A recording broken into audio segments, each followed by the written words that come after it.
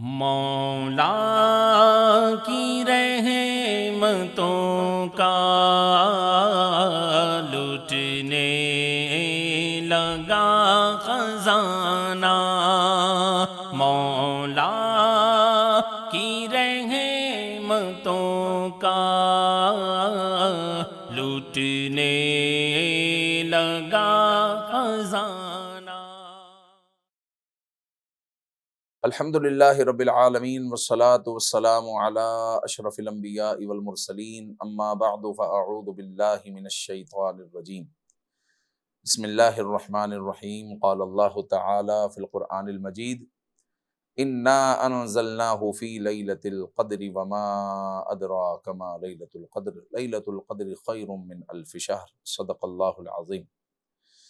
میم T V کے programme سوغات رمضان کے ساتھ ہم حاضر خدمت ہیں، اور اس میں آپ کے سوالات کے جوابات ہیں۔ سوال یہ ہے کہ کسی شخص کو تراویح کی نماز میں شدید نیند لگتی ہے، شدید نیند آتی ہے، اور وہ شخص بے خبر ہو جاتا ہے، اس کو معلوم نہیں ہوتا کہ قاری نے کیا پڑھا، اور اس حال میں وہ تراویح ادا کرتا ہے، تو کیا وہ تراویح نہ پڑھے یا پھر وہ تنہا پڑھ لے؟ اس کو کیا کرنا چاہیے؟ تو جناب عالی، یہ جو ہے بہت ساروں کے ساتھ ایسے معاملات ہوتے ہیں، دن بھر کے تھکے ہوئے ہوتے ہیں اور پھر تراویح کی نماز پڑھنے آتے ہیں، تو یہ کیفیت بن جاتی ہے۔ تو بہرحال یہ کیفیت آپ نے جان بوجھ کے نہیں بنائی، بلکہ یہ سمجھے کہ آپ کی ایک آزمائش ہے، تو لہٰذا گھر سے تھوڑا سا آرام کر یا تراویح کے لیے تشریف لے جائیں۔ دوسری بات یہ ہے کہ اچھی سی چائے کافی آپ پی لیں، تاکہ جو ہے چستی جسم میں آ جائے۔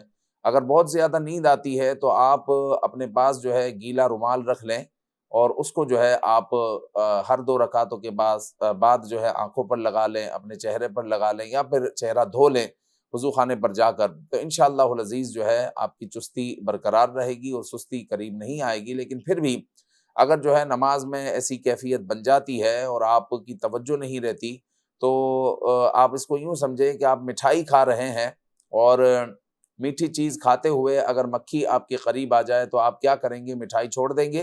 ہرگز نہیں مٹھائی چھوڑیں گے، بلکہ آپ مکھی کو اڑاتے جائیں گے اور مٹھائی کھاتے جائیں گے۔ بس یہی بات ہے کہ آپ نماز پڑھتے جائیں اور تراویح پڑھتے رہیں، قرآن سنتے رہیں۔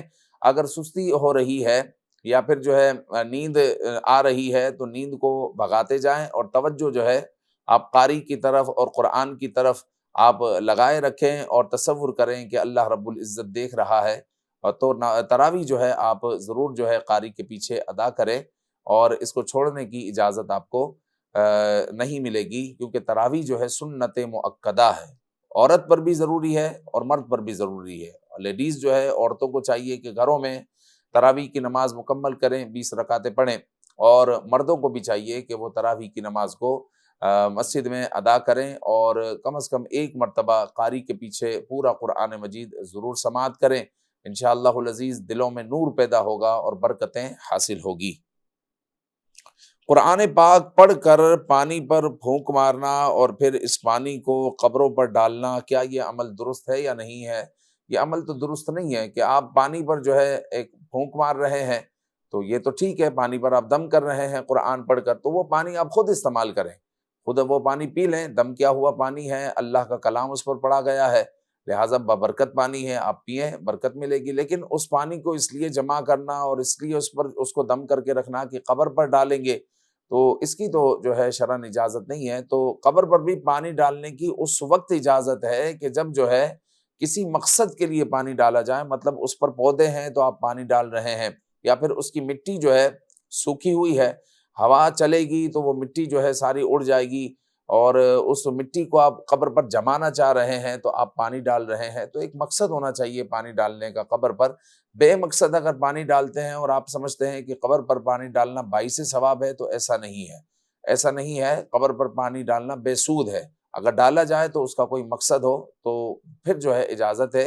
اور اس طرح پانی کو جو ہے گھروں میں دم کر قبروں پر ڈالنا، تو اس کا جو ہے شریعت میں کوئی مقصد بیان نہیں کیا گیا، نہ جو ہے شریعت میں اس کی کوئی فضیلت ملی، نہ شریعت میں اس کی کوئی فضیلت آئی ہے کہ ہم آپ کو اجازت دیں جی آپ یہ عمل کریں۔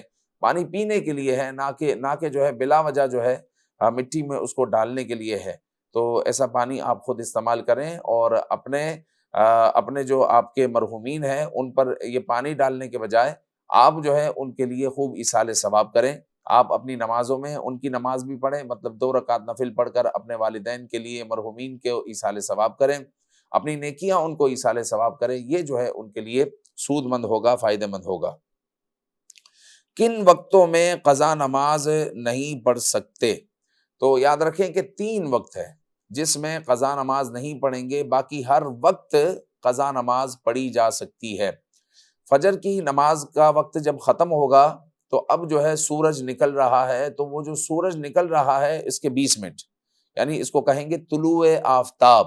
جب طلوع آفتاب ہونا شروع ہو جائے تو 20 منٹ، جب غروب آفتاب ہو رہا ہو، جب غروب آفتاب ہو رہا ہو تو وہ جو آخری 20 منٹ ہے، عصر کے آخری کے 20 منٹ، وہ غروب آفتاب کے 20 منٹ ہے۔ تو طلوع آفتاب وہ 20 منٹ، اور غروب آفتاب یہ والے 20 منٹ، اور جب جو ہے نصف النہار شرعی ہو، یعنی سورج عین سر کے اوپر ہو، تو یہ نصف النہار شرعی ہوتا ہے، اور عام طور پر لوگ اس کو زوال کا وقت کہتے ہیں۔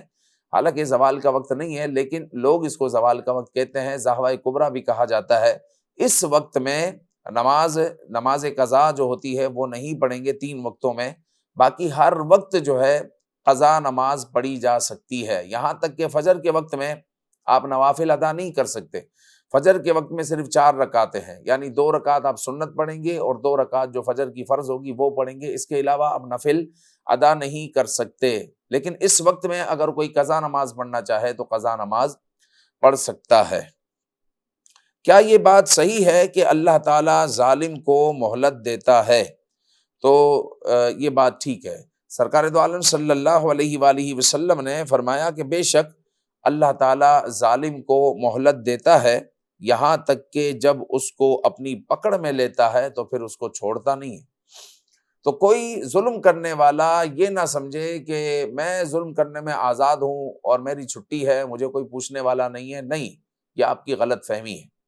آپ کی جب پکڑ ہوگی رب ذوالجلال کے حضور تو پھر جو ہے کوئی چھڑانے والا نہیں ہوگا، اور پھر جو ہے جب رب ذوالجلال پکڑے گا، جب اس کی پکڑ ہوگی تو پھر چھوٹ نہیں ہوگی، پھر آپ چھوٹیں گے نہیں۔ لہٰذا اگر آپ نے دنیا میں کسی پر ظلم کیا ہے یا کرتے ہیں تو باز آ جائیں، اس سے معافی مانگے، کہیں ایسا نہ ہو کہ اس کی وجہ سے گرفت ہو جائے۔ حضرت عثمان غنی رضی اللہ تعالیٰ عنہ ایک مرتبہ اپنے غلام سے معافی طلب کر رہے، غلام نے پوچھا تو کہا کہ ایک مرتبہ میں نے آپ کے کان کو موڑا تھا، جب کان کو موڑا تھا تو آپ مجھے معاف کر دیں، ایسا نہ ہو کہ کل قیامت میں میری گرفت ہو جائے۔ حضرت عثمان غنی عشرہ مبشرہ میں سے، لیکن اور غلام کے ساتھ آپ نے یہ جو ہے کیا تھا، تو آپ اس سے بھی معافی طلب کر رہے ہیں کہ کہیں ایسا نہ ہو کہ میری آخرت میں گرفت ہو جائے۔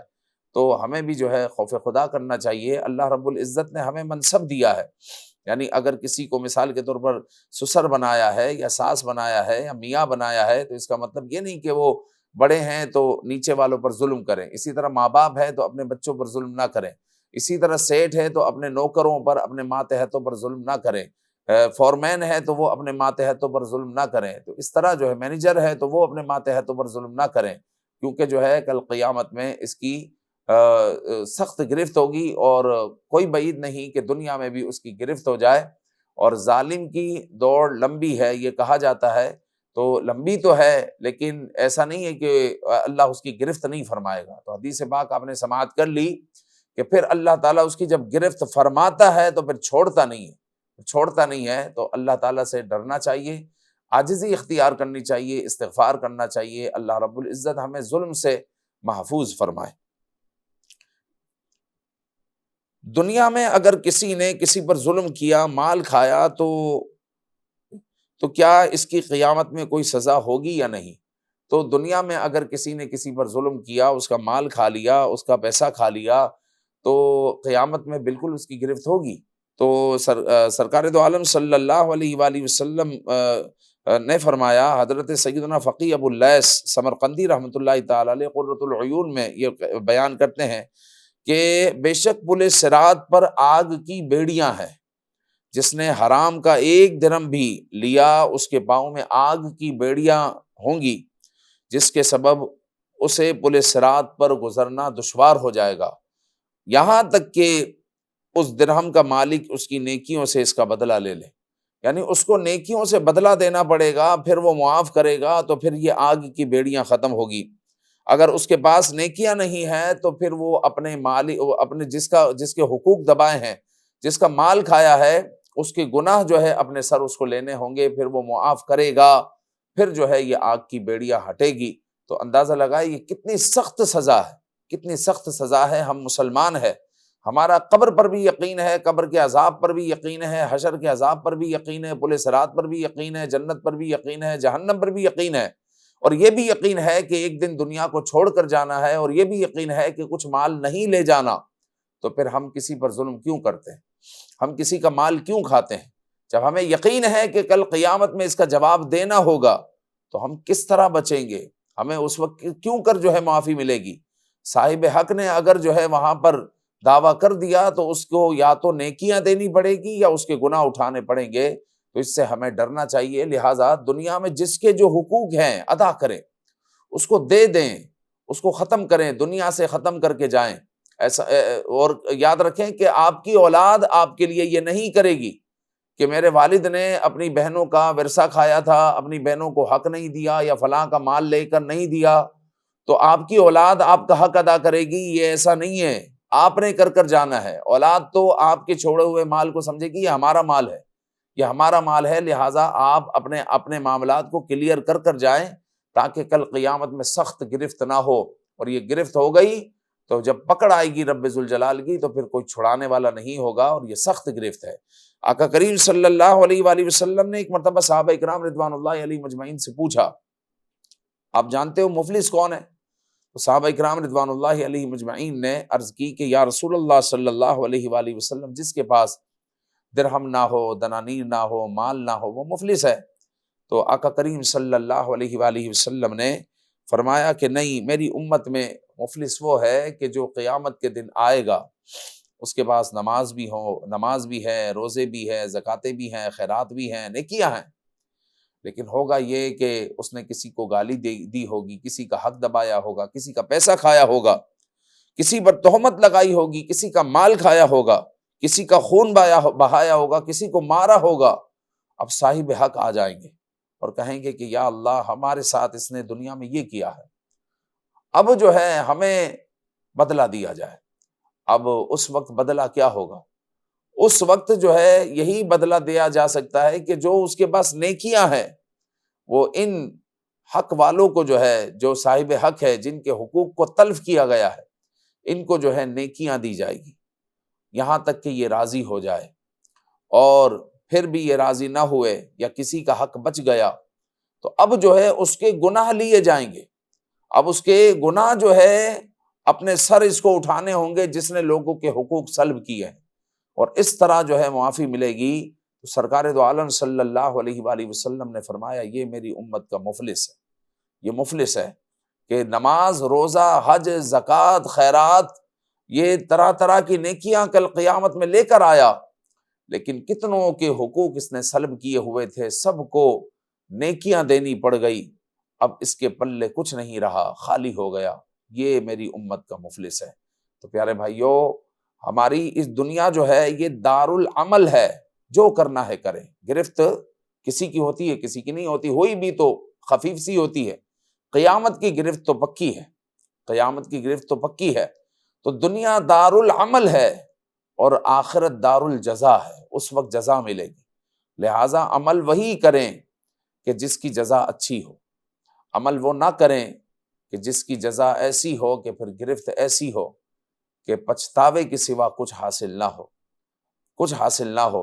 لہٰذا اپنی زندگیوں کو ہم اچھا بنائیں۔ رمضان المبارک کے عظیم لمحات ہمارے درمیان ہیں، ان لمحات سے خوب ہم جو ہے فائدہ اٹھائیں، برکتیں لیں، رحمتیں لیں، اللہ سے استغفار کریں اور اہل حق کے حقوق کو ادا کریں۔ آپ اپنے حق کو ادا کر جائیں، جس پر جو حق ہے۔